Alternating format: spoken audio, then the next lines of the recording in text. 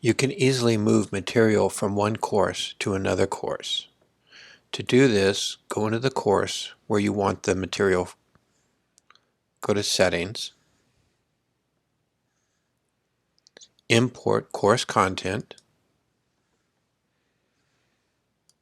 select Copy a Canvas Course, type in the name of your course,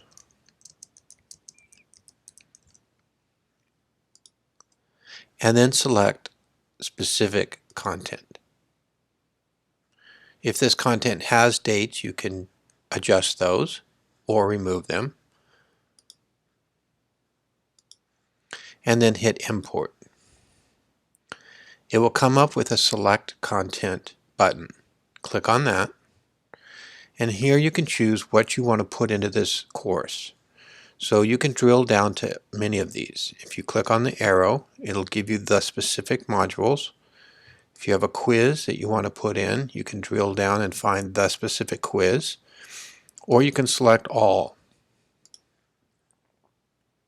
Sometimes other items will be associated with it and they will come over at the same time.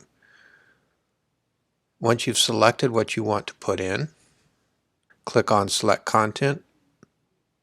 It'll run, and then it'll say completed.